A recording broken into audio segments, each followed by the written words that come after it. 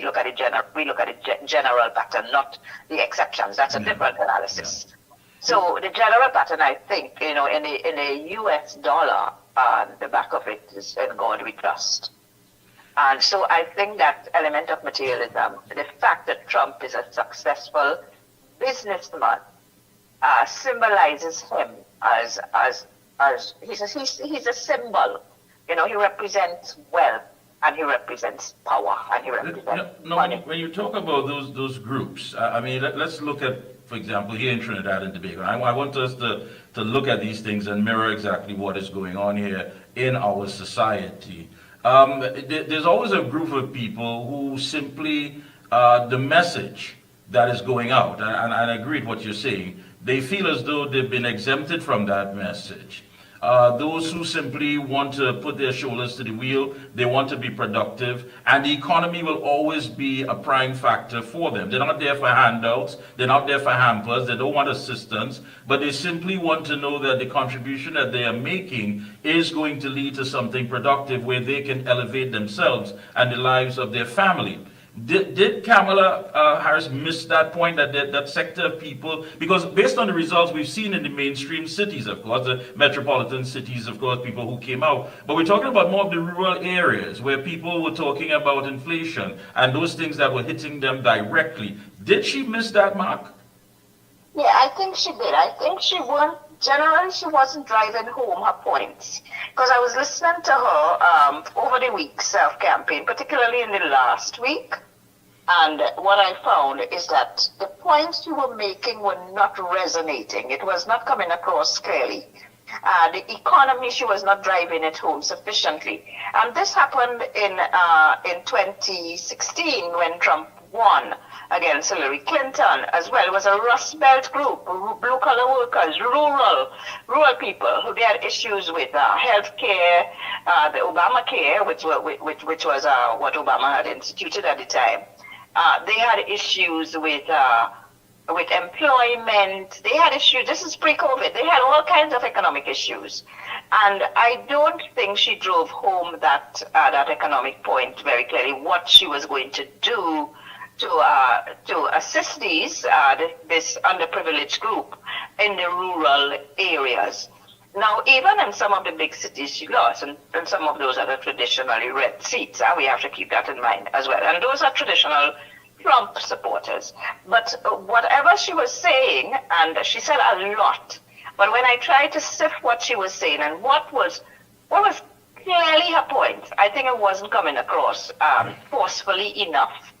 I think it is probably the manner in which she speaks or the manner in which her speeches were written. Something went wrong. Trump, however, campaigned very strongly he campaigned on democracy, interestingly, but he did it forcefully. I mean, the average person wouldn't think that Trump is the biggest Democrat, but the way he did it, so it's how you convey the message. It's how you convey the message. Sometimes it's not a messenger, but the manner in which the message is conveyed. Yeah. And the other issue that he drove home very, very forcefully is immigration. He's always touted an anti-immigrant policy, and that is a nationalist card that he played in 2016, that he replayed. He replayed that. It was a stock record in 2024. And that got it because many Americans, and interestingly, Mikey K, Americans who were immigrants, but today are American citizens, or they may have a green card, they're residents of the U.S., they resent immigrants. It's a very interesting phenomenon. Yeah, you also mentioned, of course, the fact of and I'll get to the issues that, as far as his policies, the president-elect. But you mentioned that issue of gender. And the thing about the electorate is that they're going to put you where they want you, where they feel comfortable. They're going to put someone there who they believe that they can go to bed at night and knowing that if something goes wrong, that person can defend their democracy and, of course, defend them as a citizen. That's how they feel. Now, when you talk about that, are we seeing something similar playing out here, not based on gender, but ethnicity? For example, what's happening in the PNM. Is there going to be a problem putting someone in charge of a political party that is not, of course, is outside of the Afro-Trinbagonian ethnicity? And it has never happened before in the PNM. So I think the PNM stalwarts, particularly the Afro-PNM stalwarts, within and outside the party are looking on warily at this twist, and many are not happy about it. So for the Prime Minister to have openly endorsed that candidate, who is non-Afro, is worrying for a lot of them. Yeah, but let me ask you this, Dr. Rampersad. Doesn't that show, show up the fact that we lack that political maturity after all of these years, that ethnicity would be an issue? Because when I go back and I think about it, like my grandfather would always say, he would say some of the worst things about the PNM, but he would always end by saying, at the end of the day, I'm sticking with my own. And he had this deep-rooted belief that it was people who looked like him and perhaps were educated like him that were actually pulling the strings, when in fact, that's a whole different conversation. But after all these years, is that still embedded in the psyche, that sticking with my own, having this ethnic face, whether cosmetic or not, it means something to the people?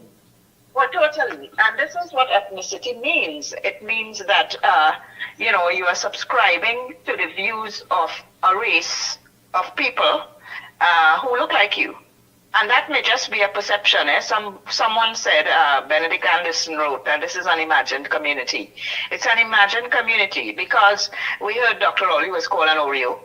And, there are many people who think that he doesn't represent his people and he doesn't support his people. We hear that, right? But the perception by the people is that you look like me and therefore you are going to represent me, and when the opposite may be totally true.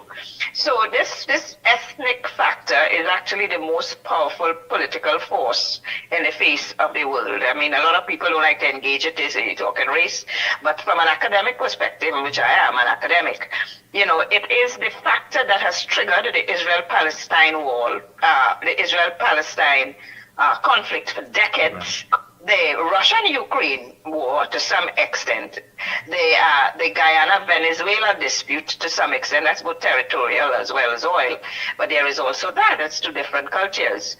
And many wars, India, Pakistan, Kashmir, the Kashmir border issue, religion is part of this ethnic war that triggers, this ethnic factor that triggers these global conflicts.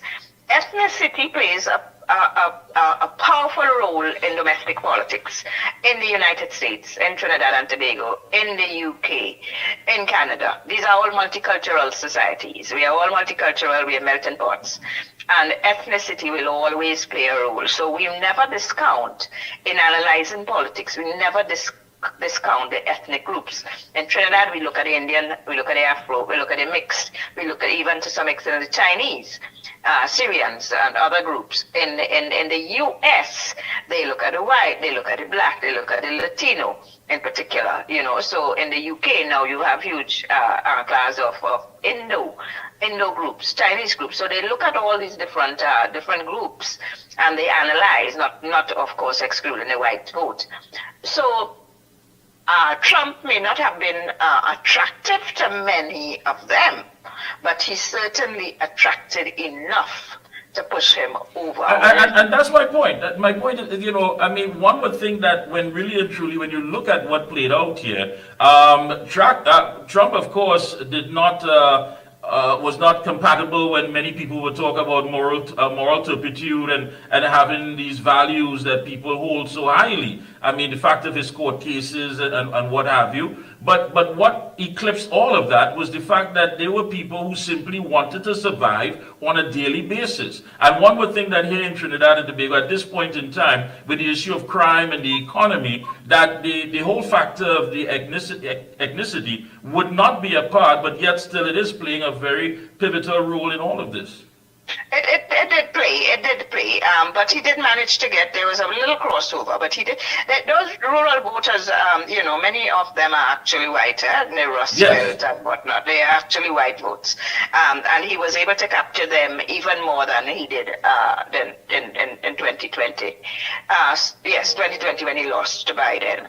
So, it's an interesting election with many dimensions to analyze. I think what is important is how the Caribbean is going to respond to his presidency and how he is going to treat the Caribbean. Now, neither candidate, and this was surprising, especially from the Democrat perspective, really even mentioned the Caribbean in their campaign. Latin America even was ignored. Now, this is a trend that has been happening for a long time since the end of the Cold War. In 1989, they don't see the region being so important anymore because there's no socialist threat. There's not the possibility of another Cuban revolution.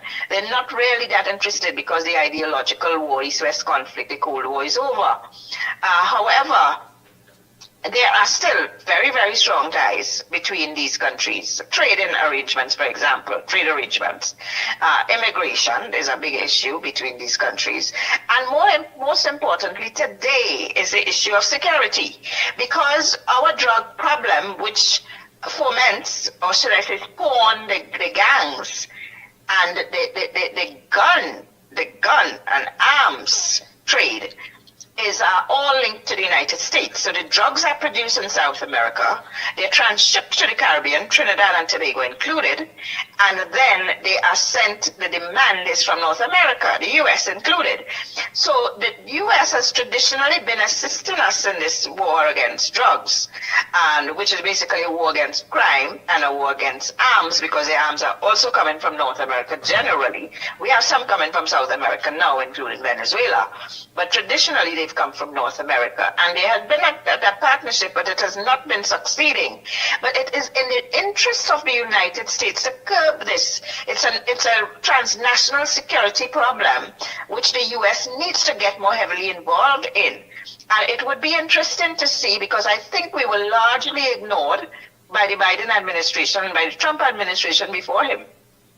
With regard to transnational security, regional security, national security, and I think the U.S. government has a fundamental role to play to assist in the fight against crime. And so I think we have to look at that kind of partnership and the extent to which Trump is willing. Yeah. The other issue that is going to touch primarily Trinidad and Tobago is the dragon field gas deals. So our country's been involved. Our country's been involved in there's some contractual arrangements between Trinidad and Tobago and Venezuela. Contracts which we have never seen. Okay, we have never seen those contracts. I would love to see them. But the question is, what's going to happen now? Now, the U.S. government's traditionally been anti-socialist and therefore anti-Venezuela, anti-Chavez, anti-Maduro. There have been some relations, but it has been more bitter than sweet. Okay? And now Trump, it's more hardline against leftism, against socialism, which is a doctrine subscribed by Nicolas Maduro. So it will be left to be seen how Trump is going to look at that arrangement between Trinidad and Tobago and Venezuela and whether we can sustain it. Yeah, very much so. Yeah. First of all, let's look at the deport undocumented migrants.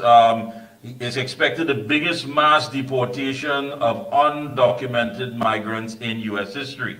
I mean, that may be easier said than done when you look at the legal ramifications and, of course, the logistics involved. But he's made it quite clear, promises made, promises kept. And how is that going to affect us? Yes, and, he also has this, what is the word? I try to pin down that word. Don't give a damn kind of attitude. So you have to do as I say. That's a dictatorial kind of attitude. You have to do as I say. I am the great and almighty Donald Trump. And, not open to ideas, not open to listening, it has his way. He gets his media attention by that kind of renegade approach to everything. And, that personality, it's how it's going to play out globally on the one hand to deal with issues like Israel, Palestine, and Ukraine, Russia. And Venezuela, Guyana, because the U.S. will have to come in and play a role there if that escalates. And also to engage regions like the Caribbean and Latin America. You have to be diplomatic. There's a certain protocol that you need to follow. And seems to be anti-protocol. He seems to be anti-rules. He is, I don't even want to use the word revolutionary. He's just radical. He's radical. Also, what stands out as well is the climate regulations. He intends to cut climate regulation, as you know, to help the American car industry. He's made it quite clear he's not a supporter of electric vehicles. And of course, he's pledged to increase production of U.S. fossil fuels, vowing to drill. He made it quite clear, drill, drill, drill. Where does that put us? So that is understandable, in as much as many of his financials come from that group, Halliburton and, a lot of these energy companies, and they're Trump supporters, Republican supporters, I should say. And so he has to protect those industries. Where does it leave us? If we were drilling, if we had more fossil fuels, crude oil and natural gas, it would all go well for us. But as it is now, we're in a bind because we have not been producing. We have not been producing enough. We've actually closed down our refinery and we're buying oil, refined crude oil, and we have not gone alternative. We have not engaged solar energy, biofuels, and all the other types of alternative sources of energy. We have not. So we are in a bind one way or the other, Trump or no Trump, with regard to that. Yeah. He's also made it clear to end the Ukraine war. He wants the U.S. to disentangle itself from all foreign conflicts. And he's a staunch supporter of Israel, but he has made it clear to the Israel administration that they need to stop operations in Gaza. Well, he would say that, and I think Biden said it many times as well. But they weren't doing anything about it. So I would want to wait and see what he would do. What he's going to do about, and Putin was his ally, if we recall. Putin used to be his ally. So I would want to see how he is going to engage the Israelites, given that the Jewish lobby in the United States is still a very, very powerful force, many of whom support his regime as well. Yeah, and sweeping tax cuts, of course, new tariffs of at least 10% on most foreign goods, and that, of course, he said, is to cut the trade deficit. And that is going to affect us. Because not just us, but most of the developing countries that are trading with them, the developed countries, the OECD will also be affected, but the developed countries more so because of their struggling economies. Because if our goods are going to be subject to 10% tariff in the US market, then that would not be attractive to the American population to buy, because the prices are going to be higher. They're going to pass on that price to the consumer. And as far as reproductive legislation, I mean, do you think that the biggest loser last night was women? I think that was overplayed. Quite frankly, I think Kamala Harris overplayed it. It was pretty much a gender issue. And I think that not the majority of the American population were interested in that issue. And I think a lot of time was being spent on it when other issues like the economy should have been at the forefront. No, I agree with you, because Mr. Trump made it quite clear that he left it up to the states to decide what their policy is going to be on the issue of abortion. He made it quite clear that they are free to decide their own laws on abortion, but yet still she tried her best to gain some political mileage with that, and that was not the major issue. Now, preparing for a general election here in Trinidad and Tobago, crime, the economy, but there are other little pockets, of course, where there needs to be a message for different sectors of our society. And if we had to reach across in actually to get those who may not usually gravitate to an opposition or the case may be, what should that message be? So, you're talking about certain enclaves, and so you have to practice, not just preach, a multi-ethnic policy and multi-ethnic rhetoric, but beyond rhetoric policy, where each of the groups, none feel disenfranchised, particularly these majority groups. None of them should feel disenfranchised. And there's another group that are suffering, that are graduating with undergraduate and master's degrees, are youths. our youths are underemployed and unemployed. They have to reach out to our youths. Maybe that's why many of them are turning to crime, because there are no alternatives. So they have to reach out to that youth group as well, and they would always comprise, a large percentage of the votership of the electorate. So.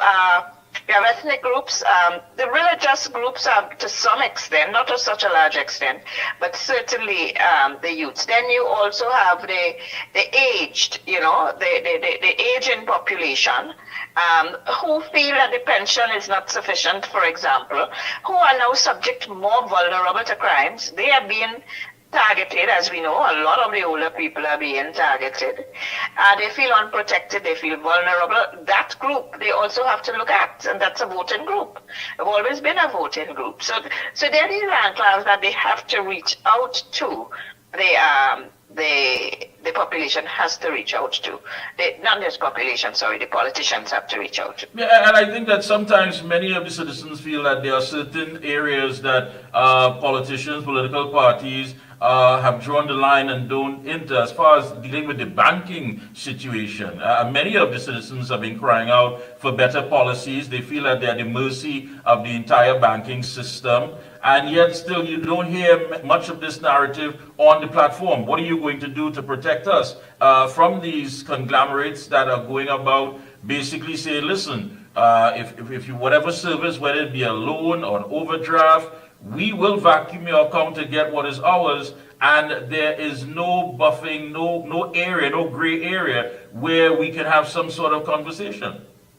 And that was pretty much the business sector, the big business sector. But what about the forex problem, where we hear that a small group are benefiting from forex, while the rest of the population want a few $100s to go and make a vacation abroad, and they can't get it.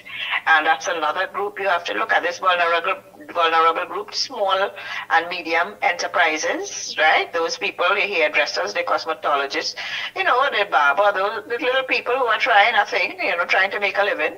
But some of them have to bring products from abroad, and they need some foreign exchange. And it's just ordinary people who are trying to go on a vacation abroad. So now the credit card restrictions, you buy a ticket, you buy a hotel, and by the time you get there, you have no more money in your credit card. What do you do? Yeah, so true. Closing comments, go right ahead. So I think closing comments, we want to see what are the overtures to Latin America and the Caribbean. We have to remember that Donald Trump didn't even know that Trinidad and Tobago was one country. He did make a comment about Trinidad and Tobago as two separate entities. So clearly he needs to educate himself. We can see the hard line approach coming back with regard to immigration. He campaigned on that. But more importantly, he needs to honor the trade agreements that we have. Otherwise, we are going to be in serious trouble, and we have to look carefully at his reaction to the current dragon field deals between our government and Venezuela. All right. Thank you so much for taking time out. We'll be checking with you periodically, and best of luck as we prepare for the upcoming general election. Thank you so much again. You're most welcome, and thank you for having me. Have a good night. Thank you. Hey, take a short break. When we come back, we're speaking to former Energy Minister Kevin Ramnarai right here on The Observer. We'll be right back. It's hot. And the AC, then this car not working. Check Ryan Air. Ryan Air is ranked among the best in TNT for auto air conditioning service. They specialize in repairing and servicing all makes and models of vehicles and heavy equipment. They also stock a wide range of parts. Give them a call at 640-5828 or visit them at number 41 King Farm Road, Tacarigua, or email ryanairac@gmail.com. For prompt and efficient service, look no further than Ryan Air. The Excel brand delivers quality service. I would recommend Omega Excel to everyone. Take care of yourself, take care of your health with Omega Excel. If Omega Excel works for me, it will work for you. Over a period of time, I started feeling stronger in my knee where I could add more pressure. For all top quality and affordable hardware supplies, no one beats Midland Hardware, located number 97 Eastern Main Road, Aruca. Midland stocks the #1 brands in hand tools, garden tools, water tanks, power washers, generators, water pumps, kitchen and bathroom faucets, along with face basins and toilet sets, blocks, lumber, steel, sand, gravel, and topsoil. Also check out Midland for steel windows and assorted designs of metal curtain rods. Everything for home and business projects. Payments via links, credit cards, online payments, or cash on delivery. WhatsApp 327-7761 or call 646-2144. Open every day from 8 a.m. From foundation to finish, it's all at Midland. Limiting chronic inflammation is important for so many conditions that occur. I had a lot of pain 4 years ago. I used to have pain in my knees and my hip. Taking it for arthritis. Omega XL saved my life. Then I started to realize, but hey, I could use my hands, I don't have any pain. All in all, I am pleased to say that the Omega XL has worked. And we're back. Thank you so much, Master Control. Joining us is a gentleman who is no stranger to the Observer. Let me say a special good evening to former Energy Minister Kevin Ramnarine. Welcome, sir. Hello, good night, sorry. Yes, indeed. Thank you so much for taking time out to link with us here. Well, it's the day after Mr. Ramnarine, and so much information is being bandied about dragon gas, what's going to happen, what is going to be the geopolitical policies. Is it going to be a priority? Are we still going to have to wait 2027? Is it going to be a pipe dream? Where are we, and what are we looking at? Well, the U.S. elections have come and they have gone, and the result is a decisive result. You know, there is no need for recounts. There is no need for the intervention of the U.S. Supreme Court, as happened in the year 2000 with Al Gore and George W. Bush. It's a clear, decisive outcome. Mr. Trump has been elected. In fact, they're still counting ballots in